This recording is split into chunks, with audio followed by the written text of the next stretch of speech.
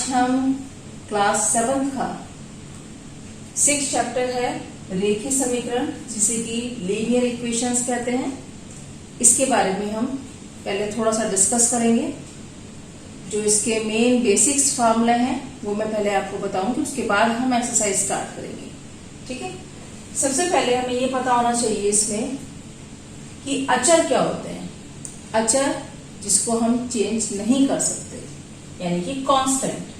कोई भी संख्या है आपकी इसमें, जैसे कि 1, 2, 3 कुछ भी हो सकती है, ये क्या कहलाते हैं? अचर कहलाते हैं। दूसरे आते हैं चर, जिनकी संख्या जो निश्चित नहीं होती है, वहां पर हम अपने आप पे वैल्यू को बना के रख सकते हैं, मान के रख सकते हैं, वो कहलाते हैं वेरिएबल। ठीक है, जैसे कि हम इसमें अलजेब्रिक है तो इसमें x या y या z या a समथिंग कुछ भी मान सकते हैं आप। ठीक है, ये कहलाते हैं चर। फिर आते हैं बीजीय व्यंजक। चर और अचर इनको मिलाकर जो बनता है वो कहलाता है बीजीय व्यंजक, यानी कि अलजेब्रिक एक्सप्रेशन। जैसे कि x+4 ले लिया हमने, तो ये कि x+4 क्या है? क्योंकि इसमें चर भी है और अचर भी है, ये अलजेब्रिक एक्सप्रेशन। ये यहाँ पर 4x + 6, ये भी क्या है? Algebraic expression. ये अलजेब्रिक एक्सप्रेशन है, यानी कि बीजीय व्यंजक है, ये समीकरण नहीं है। समीकरण क्या होती है? जैसे कि अगर मैं लिखूं यहाँ पर x+4 = 6, अब यहाँ पर जो इक्वल का साइन आ गया है, इसका मतलब है कि ये क्या बन गई? एक समीकरण बन गई है। यानी कि जैसे और भी देख लें, ये 4x + 6 = 10। अब इनके बीच में भी क्या आ गया? यहाँ पर इक्वल का साइन। तो इसको हम क्या बोलेंगे? हम बोलेंगे इसे समीकरण, यानी कि इक्वेशन। ठीक है, अब ये समीकरण जो होती है, यहाँ पर जो इक्वल का साइन है, इसका मतलब होता है कि इधर और इधर दोनों की वैल्यू इक्वल होगी। जो इधर वाली साइड है, लेफ्ट वाली, इसे हम बोलते हैं left hand side, LHS, left hand side. और इधर वाली साइड को बोलते हैं RHS, यानी कि राइट हैंड साइड। ठीक है, अब एक चीज हमें ये पता चल गई। और इसमें क्या होता है कि लेफ्ट हैंड साइड की जो वैल्यू होती है वो राइट हैंड साइड की वैल्यू के इक्वल होती है। इसके लिए हमें यहाँ पे जैसे प्रूव वाले क्वेश्चन आते हैं, जैसे हमें x की डिजिट नहीं पता है, तो क्योंकि x क्या है? यह है चर, इसकी स्थिति बदल सकती है। तो अब जैसे कि यहाँ पर आगे हमारे पास x+4 = 6, और यहाँ पर हमसे वो कहे कि आप x की वैल्यू को फाइंड कीजिए, तो हम कैसे निकालेंगे? तो इसमें एक तरीका ये होता है कि जैसे इक्वेशन है यहाँ पर, इसमें 4 जो है, जो यहाँ पर अचर है, ये है +4। तो हमें क्या करना है कि ये प्लस है, तो हमें इसमें से 4 ही माइनस करना है।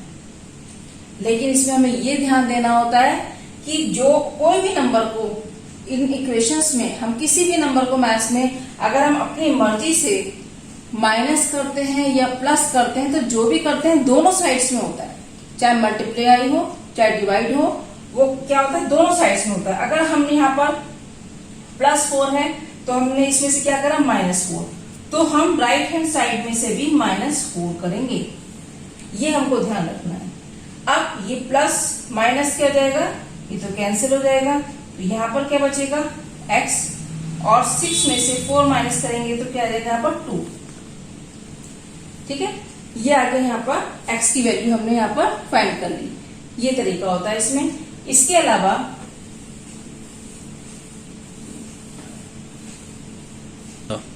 कि अगर यहाँ पे कोई भी समीकरण है, यहाँ पर इक्वल का साइन है, दोनों साइड्स इक्वल है, तो अगर हमें कोई भी संख्या है इधर प्लस में, जैसे 2x + 4 ले लेती हूं मैं, = 9।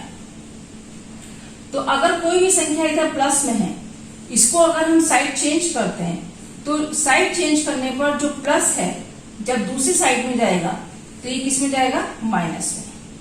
अगर कोई नंबर इधर माइनस में है, तो अगर उसकी साइड चेंज होगी, उसको हमें दूसरी साइड में लेकर जाना है, तो वो किस में हो जाएगा? प्लस में। अगर कोई भी नंबर मल्टीप्लाई में है तो दूसरी साइड में जाकर वो किस में आ जाएगा, डिवाइड में। ये डिवाइड का साइन होता है। और कोई नंबर अगर इधर डिवाइड में है तो दूसरी साइड में जाकर क्या हो जाएगा, मल्टीप्लाई।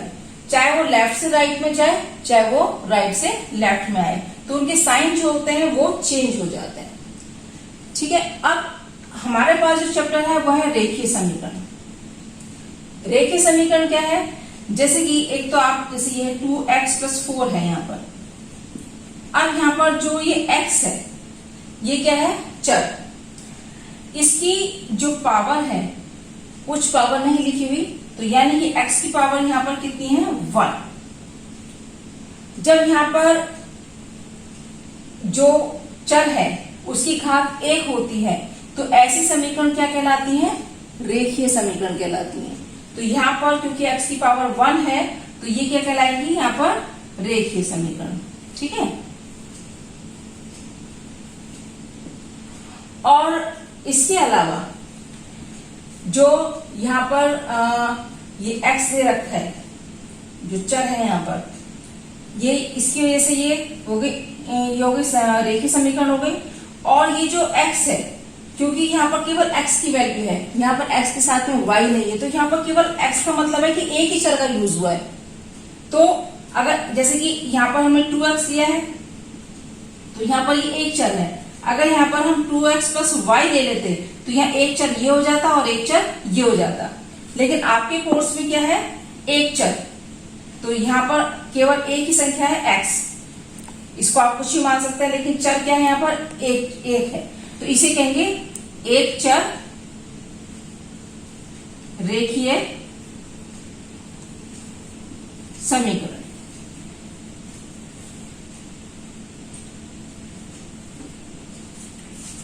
अब इसके अलावा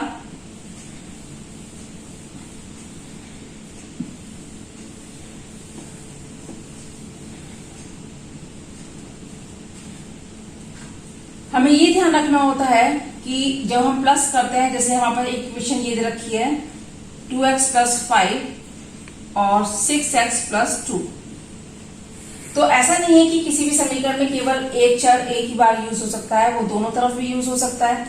तो इसमें अगर हमें प्लस माइनस करने होते हैं तो हमें विशेष रूप से ये ध्यान रखना पड़ता है कि x वाली यानी कि जो चर हैं उनको एक साथ रखा जाता है और जो अचर हैं उनको एक साथ रखा जाता है। यानी कि अगर प्लस या माइनस करना है तो x वाले को x में ही प्लस किया जाएगा, y वाले को y में ही प्लस किया जाएगा, और जो अचर संख्या हैं वो एक साथ रखी जाएंगी। जैसे कि अगर हम ये सोचे 2x + 5, इसको अगर हम लिखेंगे 7x, तो ये क्या है, हमारा गलत है। तो अब इसको कैसे करेंगे हम, क्योंकि x में x ही प्लस हो सकता है, तो ये यहाँ पर 6x है और इससे पहले कोई और साइन नहीं है, तो ये यानी कि यहाँ पर प्लस है, तो दूसरी साइड में जाकर ये किस हो जाएगा, माइनस में। और इधर है +2 और ये यहाँ पर अचर है +5, तो ये कहां पर आएगा, ये प्लस इधर आके क्या हो जाएगा, माइनस। तो यानी कि चर जो है वो एक साथ आ जाएंगे और अचर जो है वो एक साथ आएंगे, क्योंकि ये एक में से ही प्लस माइनस मल्टीप्लाई, ये प्लस और माइनस हो सकते हैं। अब 2x - 6x है तो ये आ जाएगा 4x, और यहाँ पर जो 6 है वो बड़ा नंबर है, इसका साइन कितना है, माइनस, तो यहाँ पर क्या आएगा, माइनस। और 2 में से 5 माइनस करेंगे तो ये आएगा 3, और यहाँ पे बड़ा नंबर है 5, तो ये माइनस का है, तो इसमें यहाँ पे माइनस लगाना पड़ेगा, और माइनस से माइनस कैंसिल हो जाएगा, और x की वैल्यू आ जाएगी यहाँ पर 3, और ये 4 यहाँ पर मल्टीप्लाई है, तो इधर आगे क्या हो जाएगा, यहाँ पर डिवाइड हो जाएगा। तो इस तरह से हम इसकी वैल्यू निकाल सकते हैं। इसके अलावा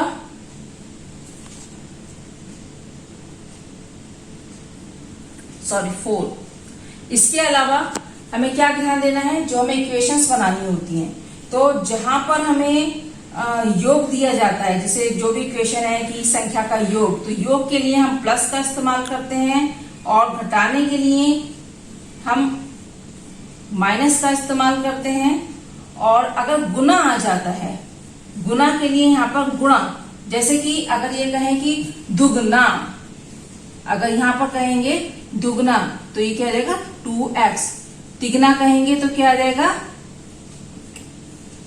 3x, ठीक है। और जो है भागफल के लिए भाग करना पड़ेगा हमें चर्स में किसी भी संख्या से। जैसे कि अगर हम ये कहें संख्या का आधा, तो संख्या हमारे पास चर है x और उसका आधा अगर हमसे कहेंगे क्या आएगा 2। या अगर संख्या का 3 गुना कहेंगे तो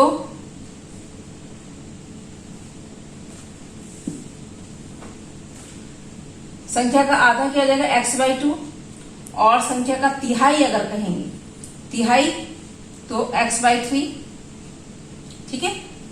तो इस तरह से यहां पर हमको तिहाई या आधा वर्ड यूज किया जाता है, तो यहां पर हमें क्या करना पड़ता है, भाग करना पड़ता है।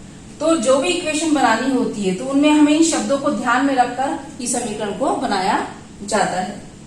अभी इसमें जो हमने बताया आपको ये बेसिक्स हैं, इसके रूल्स हैं, आप इसके रूल्स याद कर लीजिए। उसके बाद में इसके न्यूमेरिकल्स हम यहाँ पे जो भी इसके हैं वो हम कराने शुरू करेंगे, ठीक है बच्चों। तब तक आप इसको याद कीजिए। Okay, thank you.